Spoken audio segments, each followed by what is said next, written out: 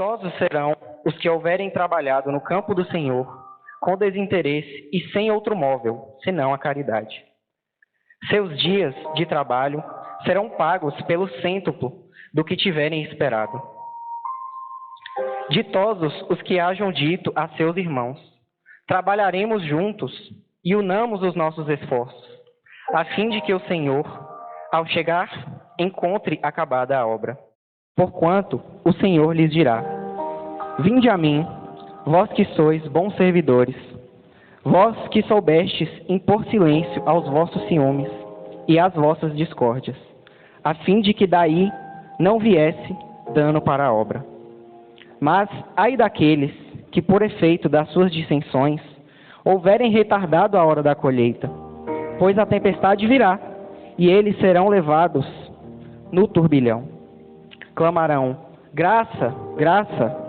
O Senhor, porém, lhes dirá: como implorais graça, vós que não tivestes piedade dos vossos irmãos, e que vos negastes a estender-lhes as mãos, que esmagastes o fraco, em vez de o amparardes?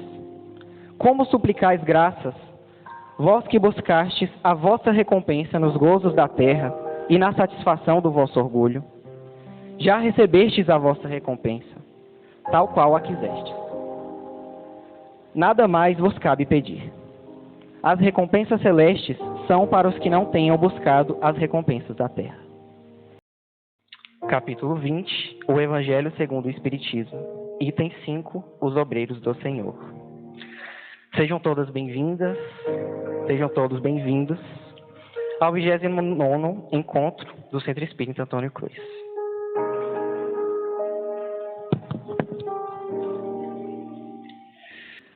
Paralelamente ao encontro da nossa casa, está ocorrendo também o 20º encontrinho, destinado às crianças de 3 a 11 anos.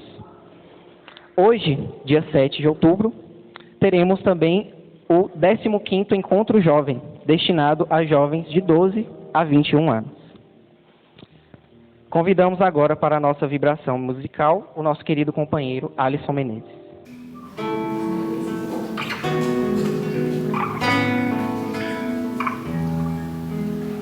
Como é o cheiro daí, o seu eu não esqueci. Nessas horas dá vontade de ligar pra lhe ouvir, saber como você está. Marcar um café, eu iria a pé só pra lhe olhar. Mais uma vez, abraçar. Mais uma vez, eu te vejo em todo canto, todo olhar. Onde tem amor, sei que você está. Agora você é tudo que a fé pode tocar. Mais uma vez, abraçar. Mais uma vez, agora você é tudo que a fé pode tocar.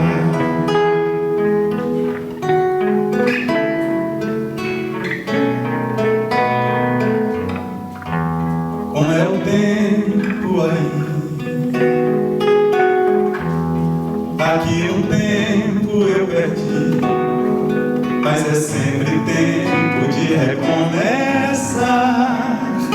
É bonito ter coragem pra sonhar, porque a gente é tudo que a fé pode tocar. Mais uma vez, abraçar.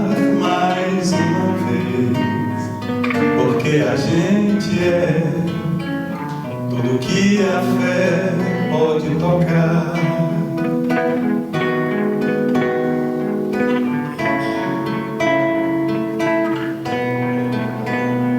Porque a gente é tudo que a fé pode tocar.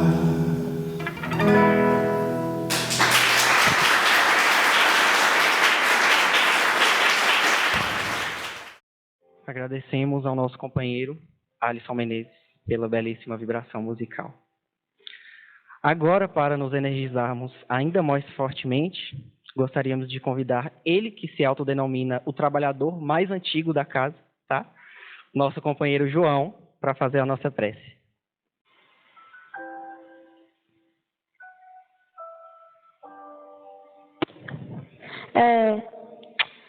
Quem chegou agora, está aqui há muito tempo, queria desejar boas-vindas aqui a nossa casa, um lugar cheio de harmonia. Eu queria pedir para todos fecharem os olhos, elevar o pensamento a Deus e sempre pensar no que a gente há de bom. Eu queria pedir por todos que estão aqui, lá fora e em todos os lugares, porque todos nós somos boas pessoas. Erros cometidos podem ser resolvidos ao longo da sua vida. Você consegue, você tem uma força e também todos vocês têm amor. E o amor está em todo lugar. Porque você pode olhar para qualquer lugar, mas o amor ainda está. Mas só que as pessoas consideram que não tem amor. Mas queria pedir por todas as pessoas que entendam que o amor está em todo lugar. Que assim seja. Muito obrigado, João, pelas belíssimas palavras. Linda prece. Nesse momento, agora, convidamos as nossas crianças e os nossos jovens para se dirigirem aos nossos trabalhadores, aos nossos facilitadores, para serem encaminhados para o nosso encontrinho e também para o encontro jovem. Wesley Soares Caldeira é defensor público estadual, membro do Instituto Histórico e Geográfico de Montes Claros. É trabalhador espírita vinculado à Sociedade Espírita Allan Kardec, da qual já esteve na presidência algumas vezes. Atualmente é presidente da Aliança Municipal Espírita de Montes Claros e do 14º Conselho Regional do Estado de Minas Gerais. Orador espírita, escritor, são de sua autoria as obras O Espiritismo em Montes Claros, Da Manjedoura a Emaús e o mais recente, Deus antes e depois de Jesus.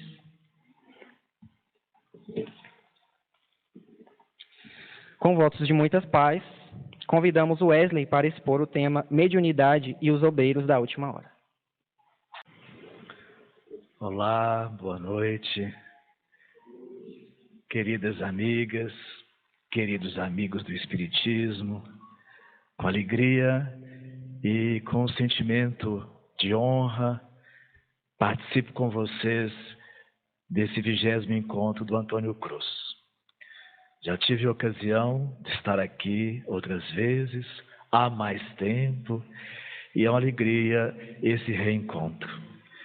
Que nós nos sintamos atraídos pelo homem das bem-aventuranças, hoje e sempre.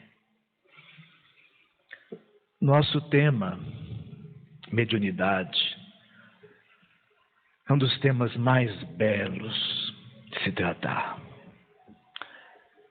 A ciência da mediunidade é a ciência da alma, é a ciência da vida verdadeira, é se entender e se compreender dentro do universo.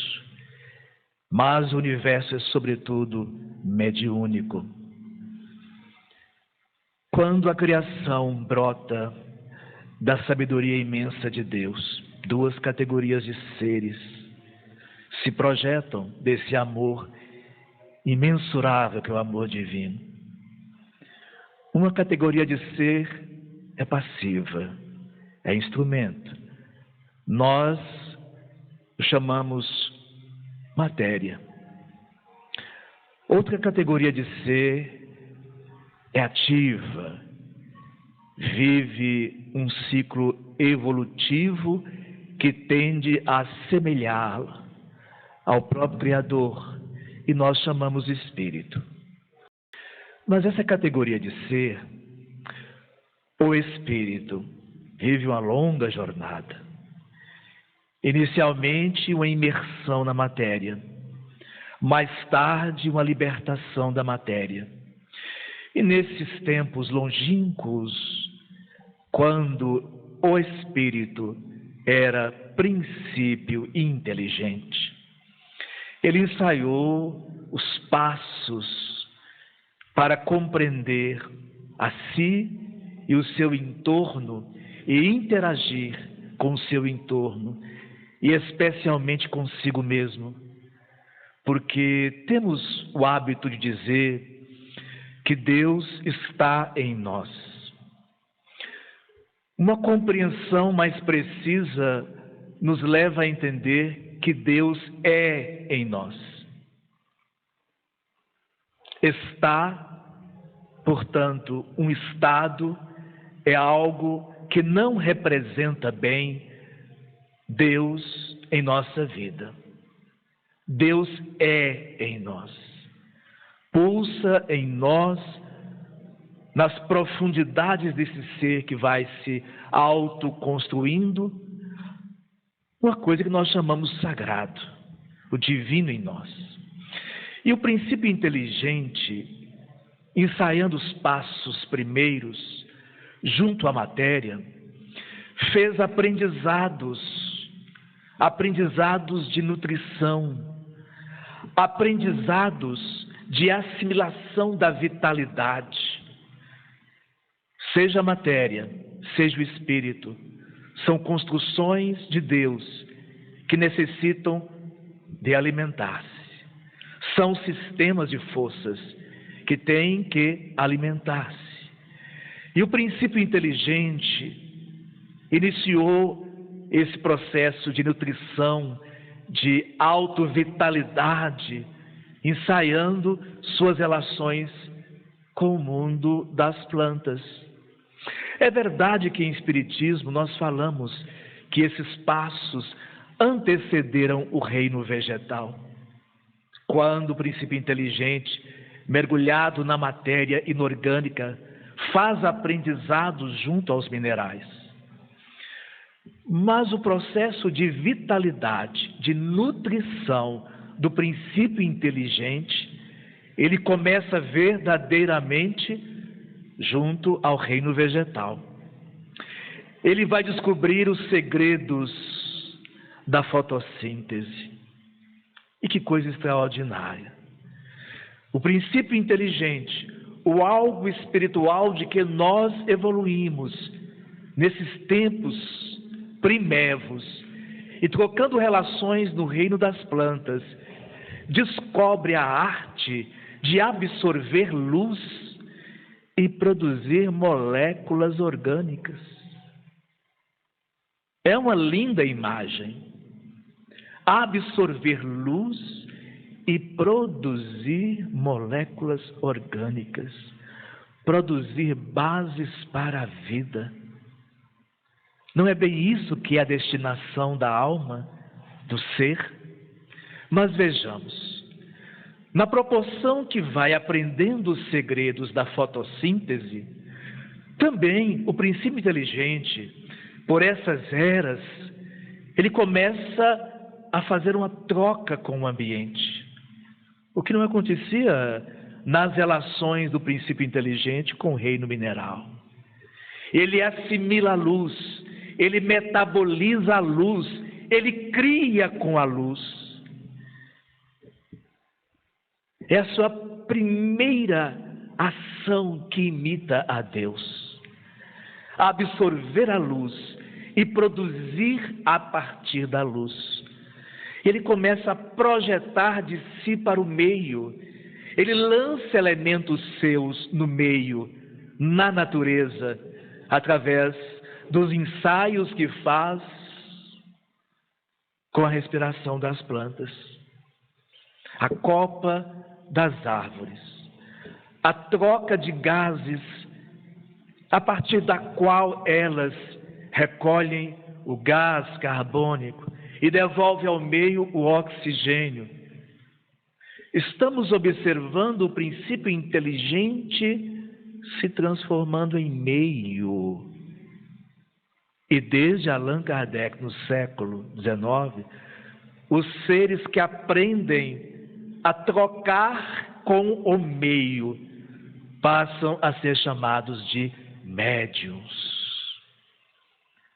Numa etapa posterior, o princípio inteligente, estagiando em certas bactérias, esses animáculos,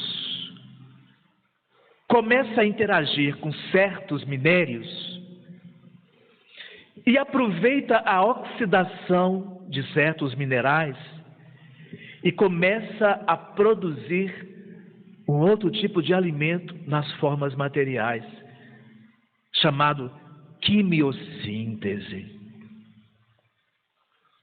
Quantos séculos de milênios o princípio inteligente conviveu no seio dos vegetais, até convivendo com a relação da planta e o ambiente, perceber que é capaz de filtrar não só na planta a luz e metabolizá-la, mas agora nas bactérias, a partir de certos minérios, explorar a oxidação dos minerais e metabolizar essa oxidação num alimento químico, a quimiossíntese.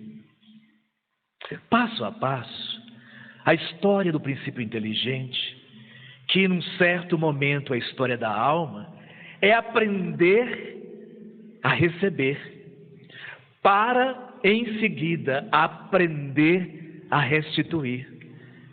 É ser elo, é ser mecanismo de troca.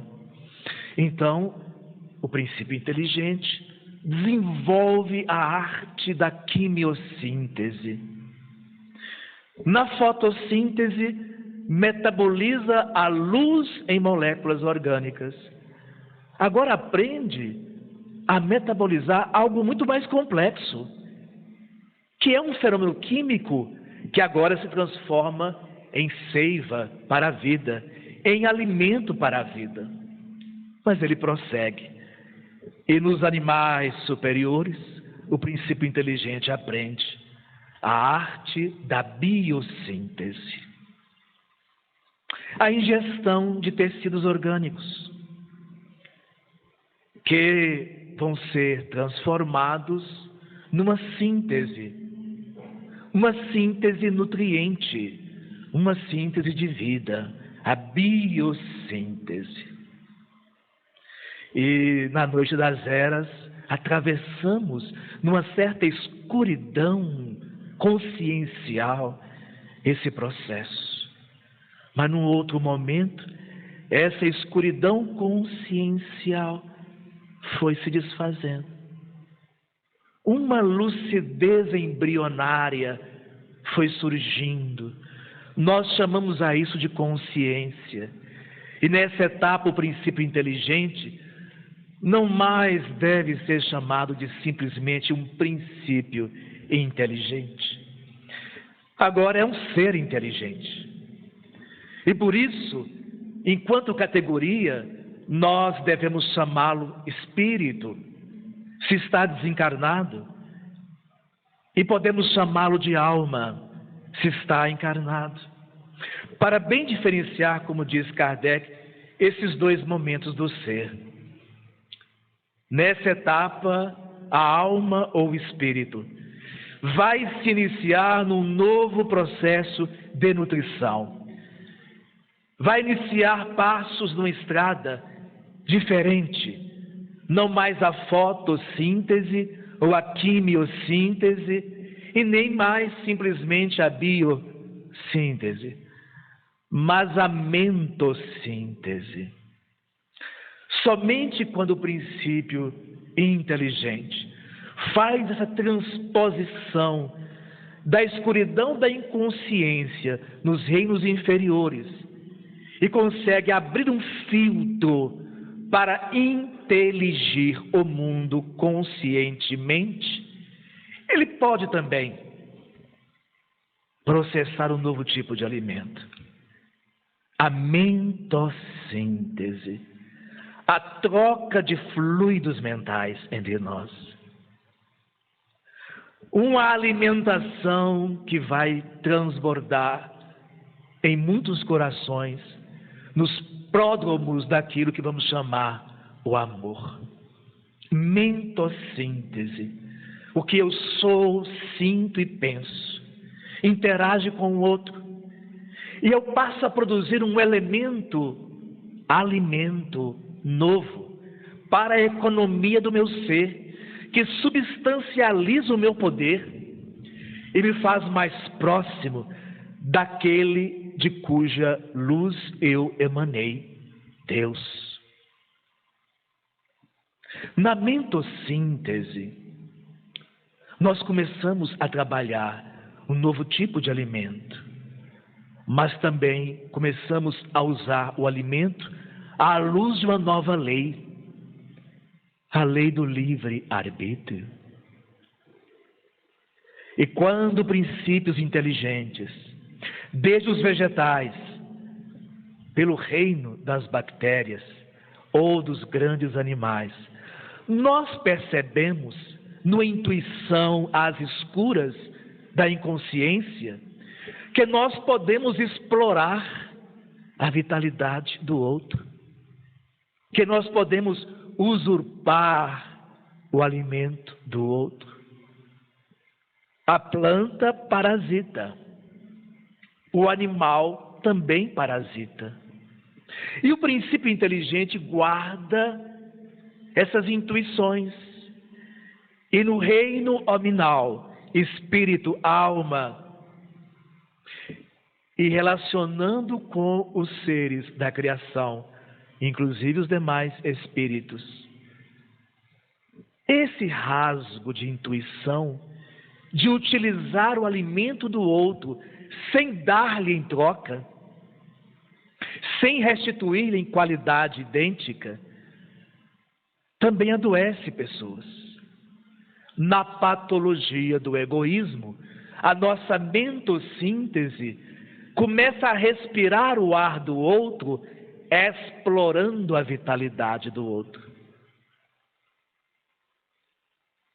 Mas claro, a marcha da alma é ascender sempre, é evoluir, e depois dos experimentos angustiantes na clausura do egoísmo, a ânsia de libertação, a busca de paz, a caminhada para a felicidade, e vamos abandonando a usurpação, e vamos privilegiando algo que na ciência nós chamamos simbiose.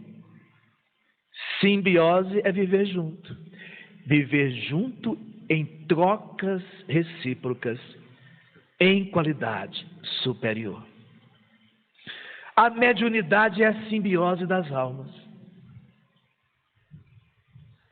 O processo mediúnico é um experimento que nos ensina a conscientemente dar e receber à luz do bom direito, em trocas de honestidade e respeito, com os seres que partilham a nossa estrada. Estamos aprendendo a ser médiuns desde que princípios inteligentes, quando nós não éramos nós, mas éramos algo que evoluiria para nós. Mesmo quando não éramos nós, o automatismo da educação era receber e dar, assimilar e oferecer-se. E por toda a etapa do homem e da mulher, do ser inteligente sobre a poeira desse planeta, nós ouvimos falar de seres que estavam numa condição de transitar não só na relação da mentossíntese entre nós,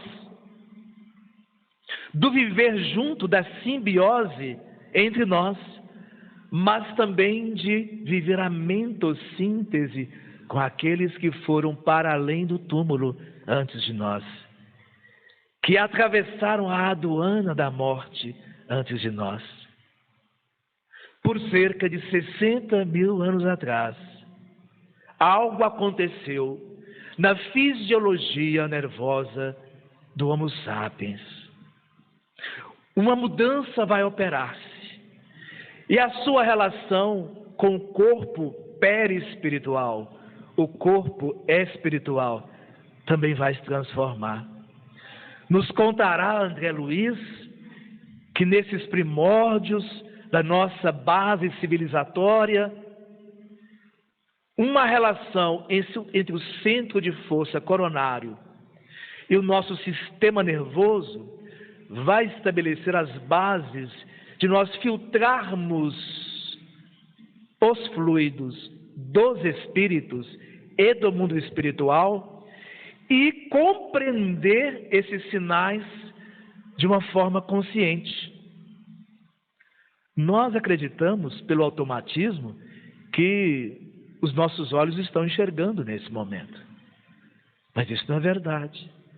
A luz esparrama-se pelo ambiente, a luz toca as formas, a luz viaja, a luz chega à nossa retina, a nossa retina converte o sinal luminoso material num sinal químio-elétrico e pelo nervo óptico conduz os sinais até o diencéfalo, onde ali o sinal será decodificado em visão e eu enxergo.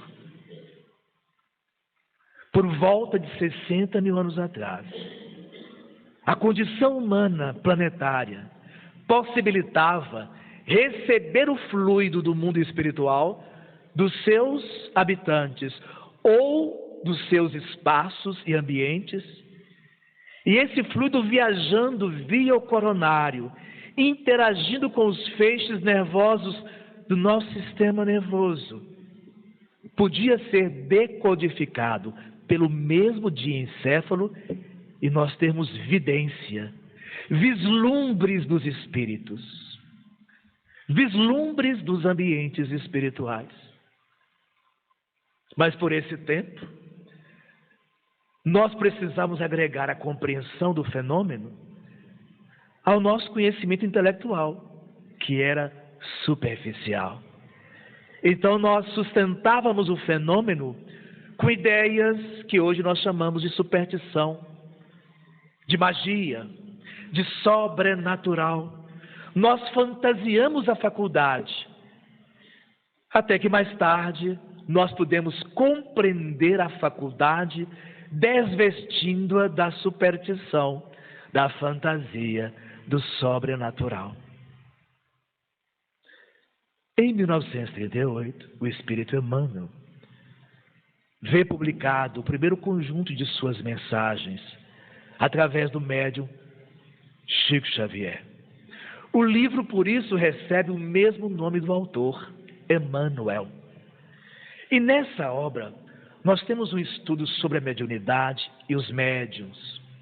E ali, Emmanuel faz uma anotação que nós queremos recordar, mas respeitosamente, sem o desejo de trazer à tona ideias que possam ser depressivas a nós que estamos relacionados com o seu conteúdo.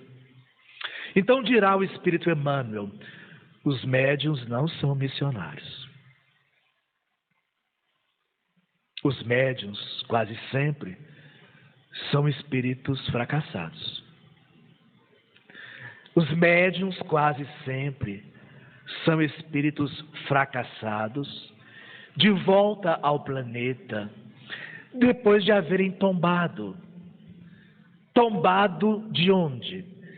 Ele especifica: dos cumes sociais, das altas posições sociais. E como tombaram? Através dos abusos. Abusos de 4 ferramentas que a alma, na experiência evolutiva, muitas vezes disso se aproxima, sempre com o mesmo propósito educativo.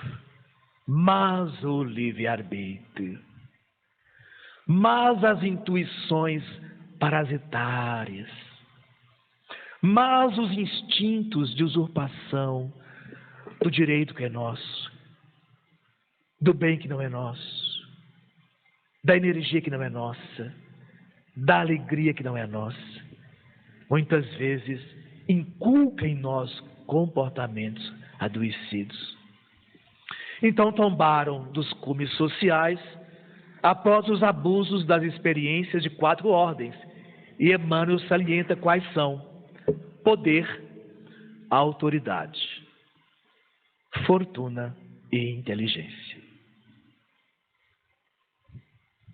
A generalidade dos médiuns, importa dizer, não todos os médiuns.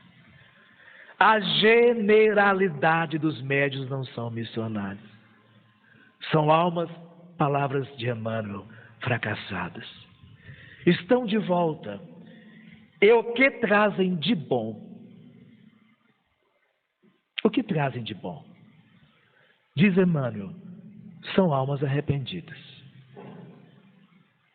O bem que traz um médium em nosso mundo a serviço da vida, é o arrependimento. Como espírito, uma alma arrependida em busca de reorganizar aquilo que desorganizou para as coletividades. Porque o poder nos coloca em relação com o coletivo. A autoridade nos coloca em relação com o coletivo. A fortuna nos coloca em relação com o coletivo. A inteligência nos coloca em relação com o coletivo. Daí, dentro das observações da experiência desse operário do Evangelho, que é o sábio Emmanuel, os médiuns são almas que geralmente tombaram dessas 4 experiências. O que trazem de bom é o arrependimento. Então vimos conversando sobre a trajetória do princípio inteligente e o seu desenvolvimento na ciência de ser um ser mediúnico e de viver mediunicamente num universo que é mediúnico, onde nós aprendemos a assimilar energias e transmutar essas energias em forças para a alma, para o espírito. Paulo, na 2ª carta aos Coríntios, lá em capítulo 4, verso número 7, então vai dizer num momento de sinceridade, quando ele analisa o seu ministério no Evangelho: temos esse tesouro em vaso de barro. As traduções são sempre muito próximas. Temos esse tesouro em vaso de argila. Paulo fala do seu ministério no Evangelho. Observemos o que ele está afirmando. Nós temos esse tesouro. No caso de Paulo, o exercício do Evangelho, a tarefa no Evangelho, o apostolado no Evangelho. Temos esse tesouro, mas o vaso, o recipiente com que nós o guardamos é de barro, uma expressão de fragilidade, de insuficiência, de incompetência. E o mesmo podemos dizer da mediunidade. Aprendemos com os espíritos a parafrasear Paulo e dizer que quanto a ela, a mediunidade, nós temos esse tesouro em vaso de barro. Um tesouro, um ministério, um apostolado. mas em vaso de barro. Antes de Jesus, a mediunidade quase sempre era algo que nós buscávamos para o interesse, para a satisfação de necessidades muito humanas. Quando nós encontramos Moisés no Deuteronômio, afirmando punição para os que exercitassem fora dos 72 as faculdades mediúnicas, é porque em tal período da humanidade, os seres que nós éramos, estávamos ainda profundamente grosseiros para trabalhar com a mediunidade numa ordem geral, sem desastres na ordem individual. O grande profeta de Israel, portanto, não proíbe a mediunidade, já que nos próprios textos do Pentateuco bíblico encontramos homens que praticam a mediunidade com a aquiescência do próprio Moisés, a exemplo de Eldad e Medad, 2 israelitas que conviviam com Moisés. Mas a grande massa éramos seres dentro de um estado de grosseria mental que não poderíamos com equilíbrio processar o fluido e fazer uma metossíntese de qualidade, transformar a relação com os seres espirituais e o mundo espiritual numa relação de nutrição, de fortalecimento das bases da nossa alma. Então, por esse período, a mediunidade funciona no meio dos iniciados, ou entre aqueles que Moisés selecionara para participar do tabernáculo dos 72, ou entre os hierofantes egípcios, as pitonisas gregas. Mas com Jesus a mediunidade vai ganhar uma legitimidade de sair do mundo oculto dos iniciados e ir para, entre aspas, a praça pública junto ao povo. Com Jesus a mediunidade não mais é utilizada para os interesses, mas troquemos a palavra. Jesus vai tomá-la para servir de assistência. A mediunidade ganha o caráter de faculdade de assistência. Assistência à saúde, assistência aos corações. E, num grau menor, uma fonte de conhecimento, um canal de esclarecimento.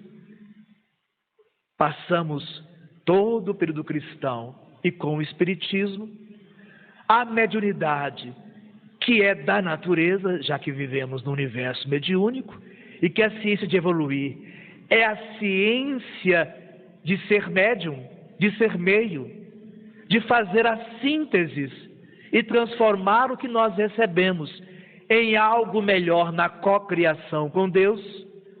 A mediunidade entra num estágio onde ela é sobretudo um canal de esclarecimento e libertação. Antes de Jesus, a mediunidade é a busca de soluções aos interesses.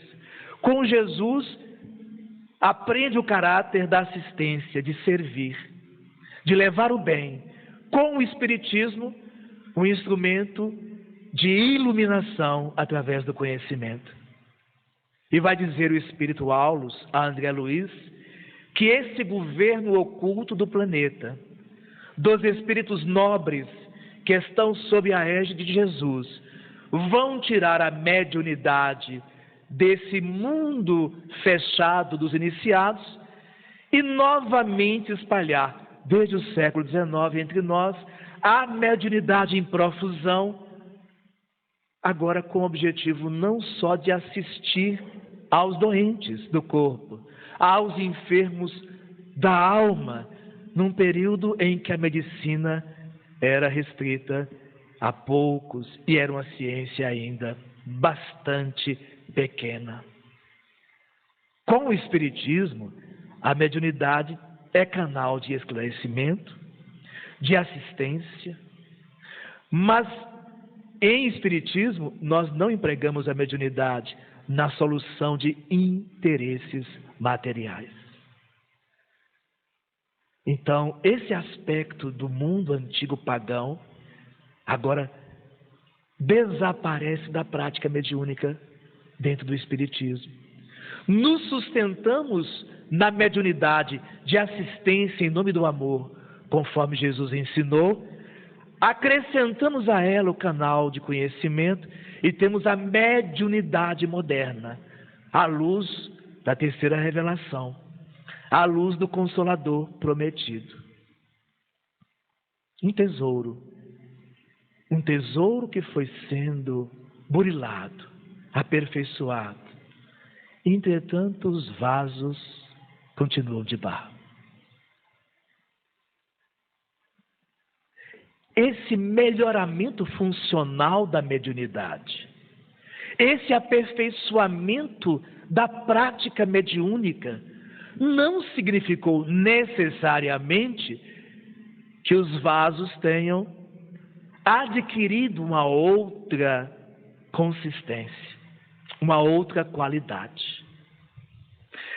Nós estamos na era em que a mediunidade, no meio espírita, nos recebe como corações fracassados, conforme vimos da proposta de Emmanuel, lá em 1938, mas a mediunidade vem como um instrumento também de reabilitação. Vem como instrumento de que essas almas em arrependimento encontrem na ferramenta um mecanismo de reparação e de libertação das suas culpas. A tarefa de ser médium é extraordinária. É uma das oportunidades mais ricas de alguém encarnado. Porque para a sociedade, para a humanidade como um todo, a mediunidade fala da imortalidade, a mediunidade traz de volta os amores que partiram, enxuga lágrimas, lene saudades. Para a grande multidão, a mediunidade é um instrumento de socorro que equaciona enfermidades complexas. Quantas manifestações psicossomáticas na saúde humana permanecem enigmáticas sem a compreensão da nossa relação de alma com o corpo material, através de um outro corpo, o corpo perispiritual.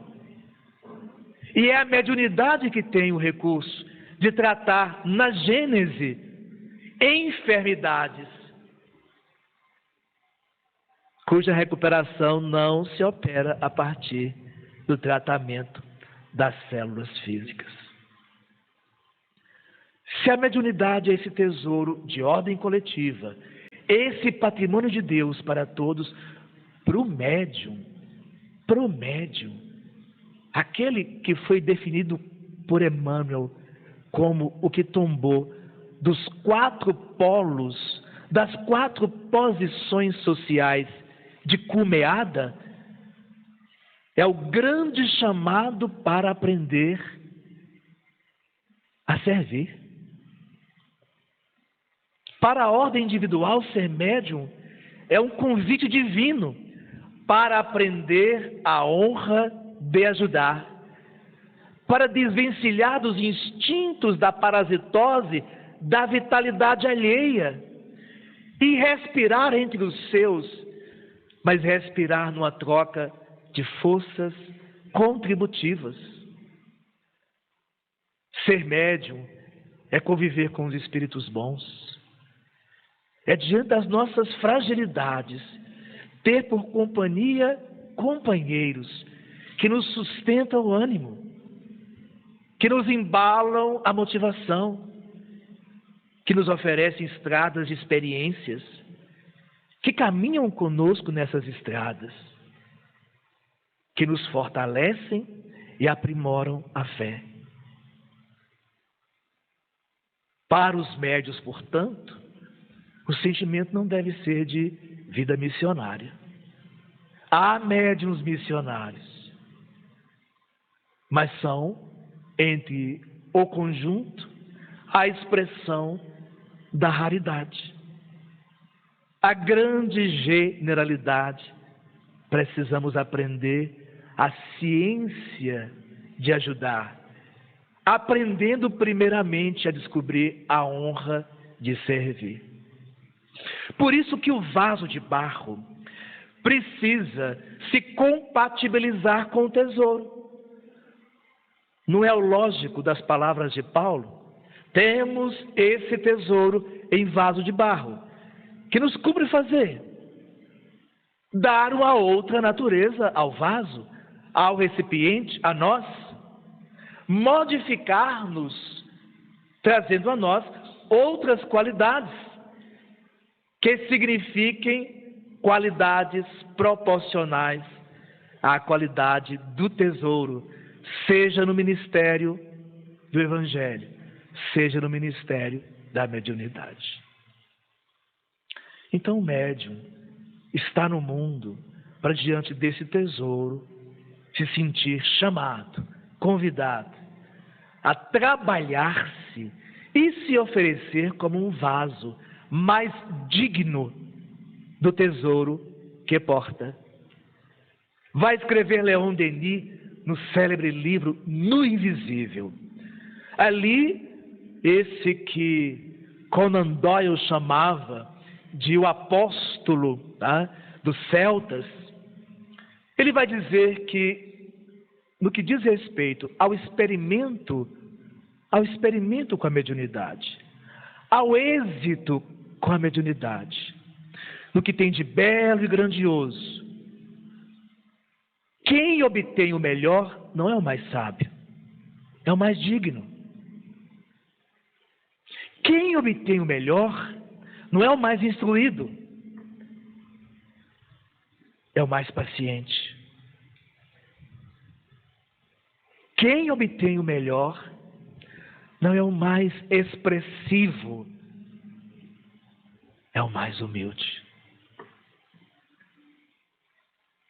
Então, os espíritas médiuns, estamos como antes, junto às plantas, enquanto princípios inteligentes, como antes, junto às bactérias na oxidação dos minerais, enquanto princípio inteligente, enquanto no reino superior dos animais, fazendo a biossíntese, até a metossíntese do estágio humano, estamos aprendendo na mediunidade a reaprender a viver a vitalidade, a nutrição, o crescimento espiritual, agora nos tratando das anomalias das parasitoses. Porque quando nós pisamos no palco do poder, da autoridade, da fortuna e da inteligência, nós parasitamos a vida social. E nós parasitamos as pessoas ao nosso redor. Hoje o médium vive uma ânsia de servir coletivamente, para se recuperar desses traços no inconsciente de culpa, de tristeza, de remorso. Mas observemos que o nosso intuito não é dizer o que os médiuns são, é caminharmos para entender no que os médiuns devem se tornar. Por isso eu peço desculpas na ênfase do que aconteceu aos espíritos que somos médiuns, porque o intuito é marchar para compreender o que precisamos fazer, em que nos devemos tornar. É num vaso compatível. E para isso nós temos 4 necessidades. A primeira é estudar. E nisso não há nada de novo. Porque quando Allan Kardec apresenta-nos o Livro dos Médiuns, na introdução, ele vai declarar que a prática da mediunidade, ela está cheia de dificuldades. Palavras dele, inçada de dificuldades, que só o estudo sério, o estudo completo pode obviar, pode prevenir, pode evitar. Allan Kardec começa o estudo em O Livro dos Médiuns, lembrando que precisamos compreender a mediunidade junto aos seus mecanismos, as causas, as potencialidades, as finalidades. Precisamos interiorizar o papel da ferramenta, porque senão dentro de nós, antigas tendências desnaturam a oportunidade e nos aproximam outra vez das velhas intuições do usurpador, daquele que não quer produzir do que recebe, mas que quer encontrar pronto, no poder, na autoridade, na fortuna, na inteligência. Nós buscamos atalhos. Jesus foi convidado a um grande atalho. É uma parábola que muitos entendem que Jesus viveu, mas é uma parábola, a narrativa dele, a das tentações. Jesus, nessa narrativa, diz que o ser que representaria o mal o leva ao ápice de um monte, lhe mostra reinos e lhe afirma: tudo isso eu te darei, se prostrado tu me adorares. Nos coloquemos um instante dentro da perspectiva crística. Um ser que há milhões de anos labora essa experiência chamada Terra, que lavra o bem aqui. Imaginemos que no momento ele pudesse ter a visão de uma humanidade nos padrões que o seu amor deseja para nós, e que alguém lhe oferecesse esse atalho. Seria o céu sem a cruz, seria a vitória da luz sem a coroa de espinhos. E o que responde Jesus? Apenas prestarás culto ao Senhor teu Deus. No poder, na autoridade, na fortuna e na inteligência, prestamos culto a nós. Fizemos de nós um novo bezerro de ouro para a adoração das gentes. Naqueles pontos de eminência, o nosso narcisismo alimentou-se da pequenez do outro. A vida nos traz de novo ao planeta em nome de Deus, para que nos apequenemos e ofereçamos algo grande aos outros. A sabedoria das leis divinas emociona. Deus não nos pune, nos dá outra oportunidade, mas nos coloca ao lado de uma ferramenta que, ao mesmo tempo, para que viva com saúde em nós, precisa ser educada. Isso reclama que nós nos eduquemos. Então, estudar a mediunidade é fundamental. Eu adoro estudar mediunidade. Temos um grupo de estudos lá em Montes Claros, em nossa casa, e a cada 2, 3 anos, o Livro dos Médiuns é recomeçado. E com a bênção dele, não há de parar nunca. É muito bom. É muito bom entender a nós mesmos pela ciência espiritual. É muito importante compreender o mundo para o qual nós vamos, depois da passagem tão efêmera que nós fazemos no cenário terrestre. Estudar mediunidade educa a criatura para a vida eterna.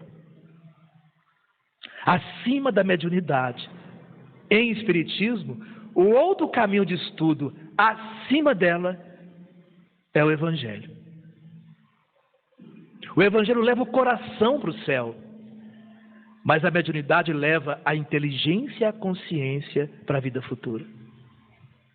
E se pudermos levar a nós, pelo Evangelho e pela ciência espírita, para esse mundo que nos aguarda, quão venturosos seremos nós. Estudar. Kardec começa o Livro dos Médiuns propondo a necessidade indispensável de estudar. Só o estudo sério e completo pode prevenir, obviar os percalços que essa experiência traz. O que terá escrito Allan Kardec quando terminou o Livro dos Médiuns? O último parágrafo. Qual terá sido a sua última lembrança a todos nós, os espíritas, aos médiuns? O que a sabedoria do codificador deixou por mensagem final? Por isso, afirmamos sem cessar: estudai antes de praticar. Esse é o único meio de não terdes de adquirir a experiência à vossa própria custa. Olha o advérbio. Esse é o único meio de não terdes de adquirir a experiência através dos próprios enganos. Médium tem gostado de estudar. Como? Pouco. Emmanuel, livro O Consolador, pergunta 392. O médium tem obrigação de estudar muito. Olha outro advérbio chegando. Muito. Observar intensamente. Outro advérbio, porque observar é aprender acompanhando o viver e o fazer do outro. Nós estudamos acompanhando o viver e o fazer do outro, mas tem que observar intensamente e trabalhar em todo momento pela sua auto-iluminação. Essas são as 3 obrigações do médium. Na experiência de alguém que pisa nas pegadas de Jesus faz 2000 anos. Por que nós não vamos atender à orientação do mundo espiritual e abrir um pouco mais de atenção à página do livro, aos estudos, aos grupos, às palestras? Talvez não estejamos convencidos do muito, do intensamente, mas um pouco mais já seria dignificante.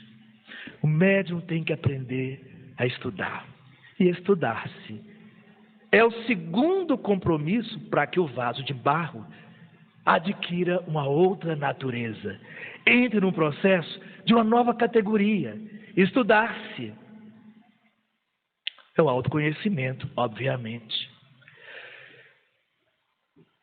Médium é um tipo de ser que, diante dos antecedentes espirituais, precisa autoconhecer-se para controlar a sua necessidade de culminância. Todo médium sente um apelo para a culminância.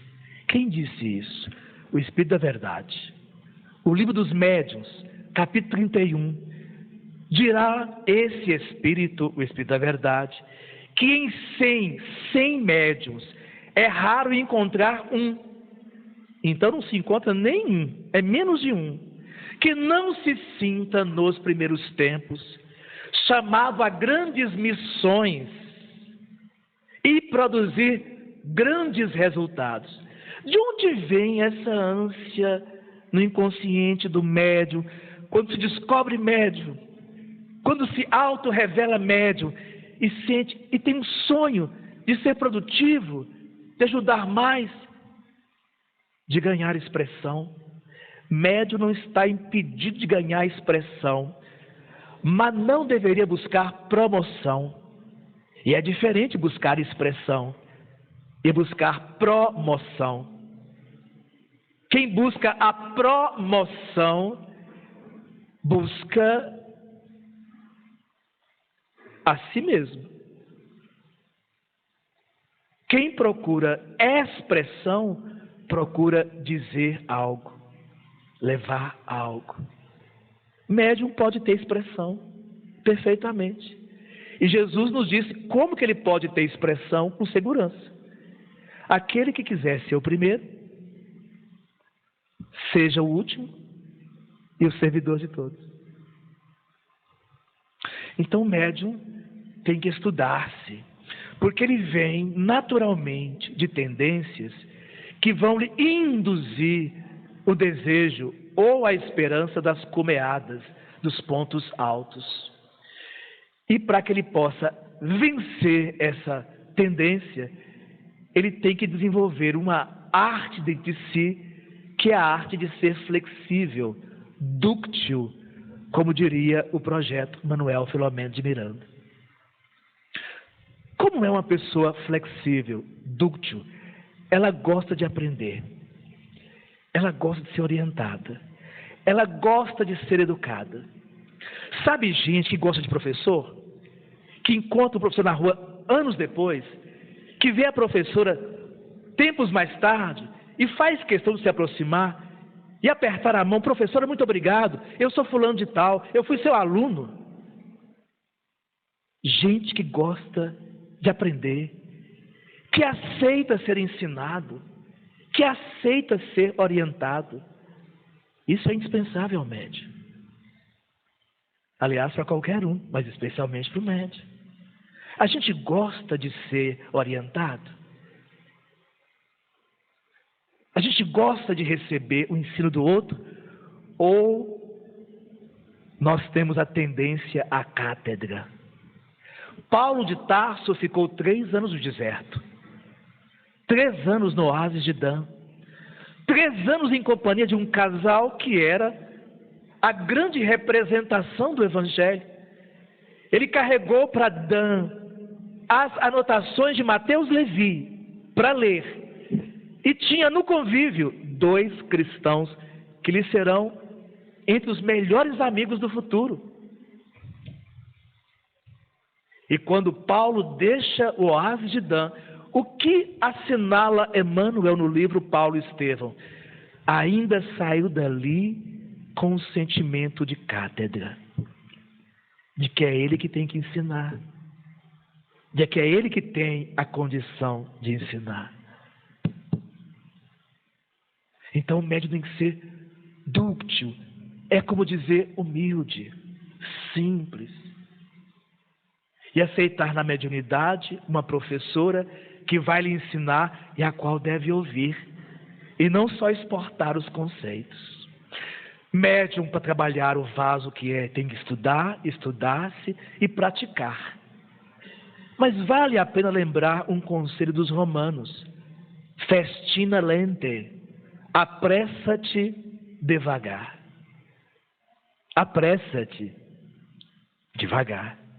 Era uma fala que os romanos traziam para o cotidiano, para lembrar à criatura que tudo tem seu tempo. E na fala de Chico Xavier, no tempo de Deus, tudo vem devagar. E Chico dizia: tudo que vem devagar, vem de Deus. Praticar, é importante praticar a mediunidade. É importante estar no grupo, vivenciar o cotidiano da mediunidade.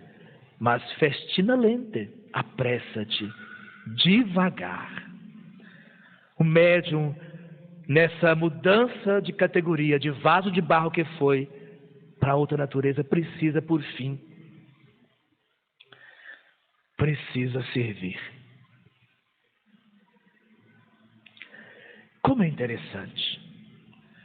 Eu sou pai, eu sou marido, eu sou irmão, eu sou filho, eu sou profissional, eu sou chefe, eu sou empregado, eu sou expositor, eu sou estudante, eu sou professor. Em todas essas manifestações de nossa competência, temos tido dificuldade? Temos. Como pai, eu me sinto na excelência? Como professor, eu me sinto na excelência? Como amigo, eu me sinto na excelência?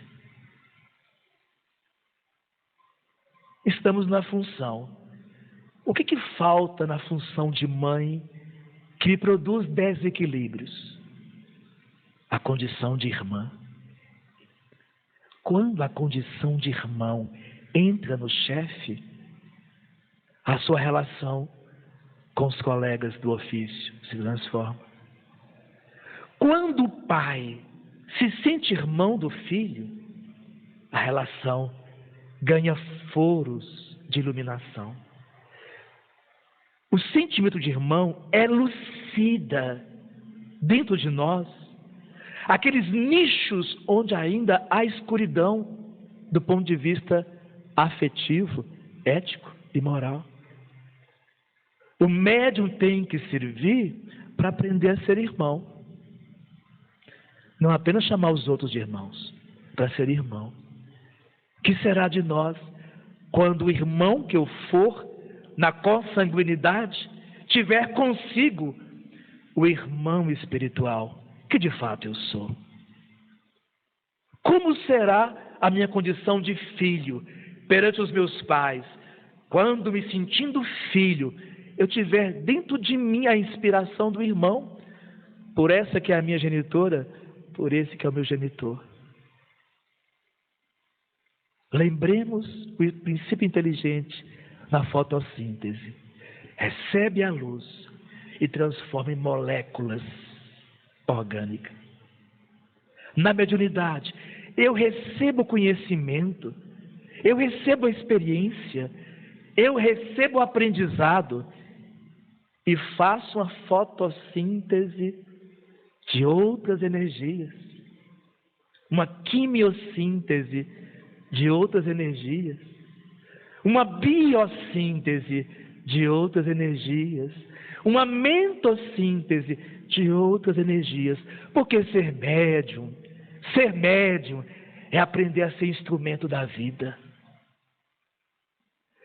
Da luz eu faço do fóton matéria. Do princípio químico eu faço matéria. Da massa de tecidos orgânicos eu faço matéria, nutriente. Da mentossíntese eu faço fluido se transformar em força, em energia, em saúde. Mas da mediunidade eu aprendo a ser instrumento da vida. Instrumento da vida, instrumento de Deus. Que honra, que oportunidade. Mas se ainda em vasos de barro, o risco do vaso se deteriorar, fragmentar e o tesouro escapulir da nossa oportunidade. Mediunidade, por isso, tem que ser um apostolado de amor. O amor é a força que faz de si mesmo uma ponte. Conhecimento intelectual é conhecimento pobre. O amor é a ponte para um conhecimento mais rico. Tem que ser apostolado de amor. Tem que ser feito por amor. Eu tenho que me assentar naquela mesa. Eu preciso estar junto àqueles colegas. Eu preciso ver aquela penumbra se cobrir em nós e sentir essa chama que nós denominamos amor. Apostolado de silêncio, gente. Procurar expressão é positivo. Procurar promoção. Precisamos contar tudo o que acontece conosco mediunicamente. Se é um apostolado de silêncio, é de discrição. Mas o passista, o médium de passividade, o doutrinador, o coordenador, que vai ser desse apostolado se nós fizermos das experiências e das pequenas vitórias instrumentos de promoção? Para que tanta necessidade de contar o que estamos fazendo de bom e de melhor? Não será alimentar de novo aquele que lá em cima, nas posições, já sofreu e está, em verdade, se arrependendo?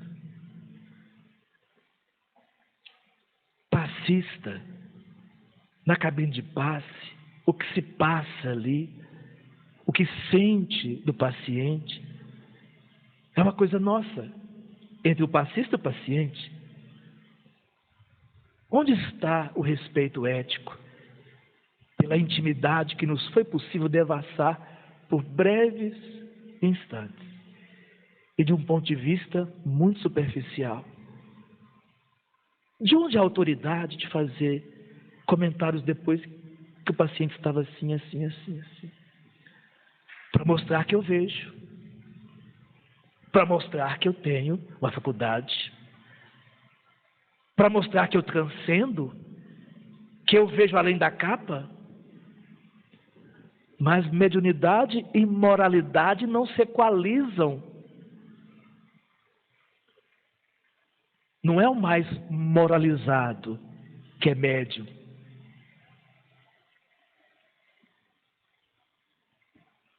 Assim também dentro dos trabalhos mediúnicos. Apostolado de silêncio,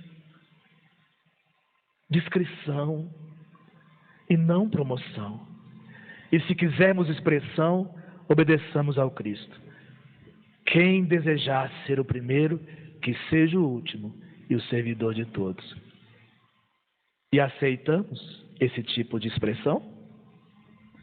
Apostolado de amor, apostolado de silêncio, de culto ao dever, de atenção às nossas responsabilidades. Todo médium passa por provas.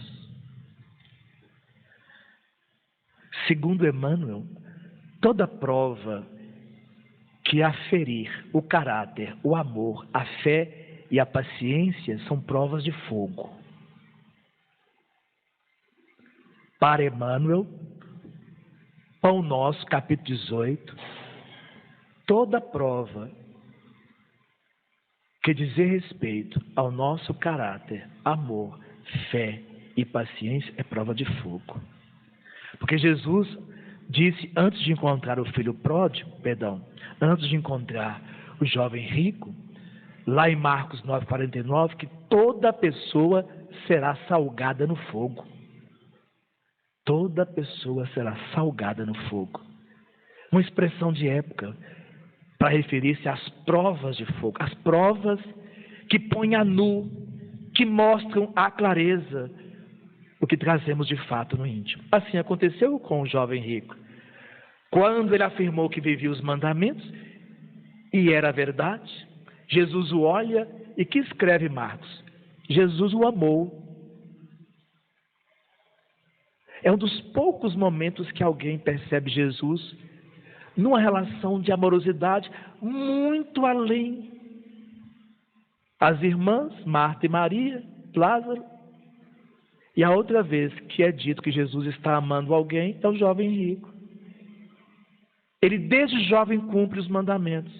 Algo lhe falta depois que Jesus o amou, entrou no seu mundo e admirou-se dele. Algo te falta. Vai, vende tudo. Divide com os pobres e vem e me segue. Ele foi tomado de um grande pesar. Uma prova que põe a nu o nosso íntimo. Os médiuns passamos por muitas provas que põem a nu. A questão profissional. Ganhar mais. Em esquecimento dos compromissos com a tarefa espírita. A questão dos afetos que não são nossos. Quando cercamos o ninho do outro em busca de aves que não são nossas.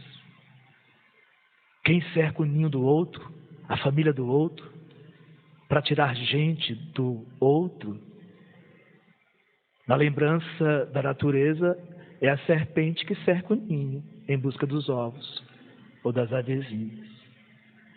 O espírita médium vive com os seus amores, os amores da sua atual existência, os amores que a divindade atraiu para junto de si, e não os amores que não lhe pertencem. Quantas provas vão chegando na vida do médium para fazê-lo sentir-se menor depois de vencido pela prova e desistir. É por isso que a mediunidade precisa ser um caminho de autoiluminação. Na simplicidade mais austera que conseguirmos. Talvez a coisa mais bela que a mão humana escreveu foi escrita numa noite em Belo Horizonte, numa prece em família. Chico Xavier visitava amigos e então uma luz parecia estar a envolver cada presente ali. Ele pega papel, é uma reunião de prece familiar, vem um título, Vozes do Espírito. E o texto diz, Deus é meu Pai, a natureza é minha mãe, o universo é meu caminho, a eternidade é meu reino, a imortalidade é minha vida, a mente é o meu lar, o coração é meu templo, a verdade é o meu culto, o amor é minha lei, a forma em si é minha manifestação, a paz é meu abrigo, a consciência é meu guia, a experiência é minha escola, o obstáculo é minha lição, a dificuldade é meu estímulo, a alegria é meu cântico, a dor é meu aviso, o trabalho minha realização, o amigo é meu companheiro, o adversário é meu instrutor, o próximo é meu irmão. A luta é minha oportunidade, o passado minha advertência, o presente é minha realidade, o futuro é minha promessa, o equilíbrio é minha atitude, a ordem é minha senha, a beleza é meu ideal, a perfeição é meu destino.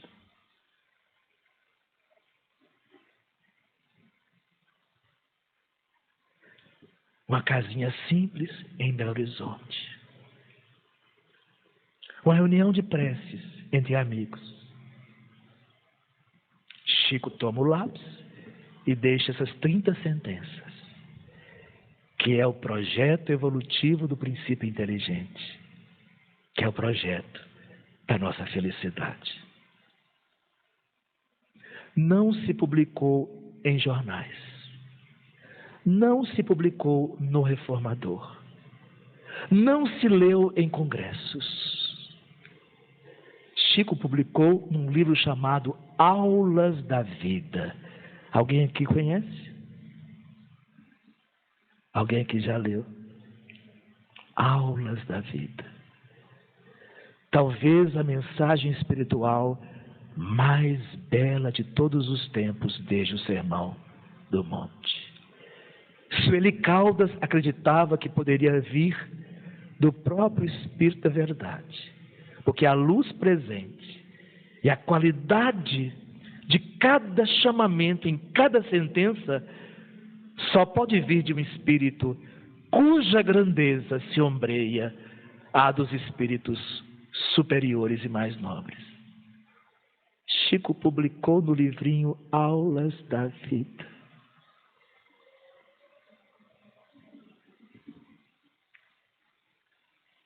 Então, nos despedimos desse momento, recordando que temos esse tesouro em vaso de barro, mas é por enquanto. Que estamos melhorando, que estamos assimilando a ciência de nos tornarmos instrumentos da vida. Que cada ocasião na casa espírita, que cada serviço que deixamos no mundo, nos faz criaturas mais seguras, mais verdadeiras e mais aptas a viver o papel de irmão.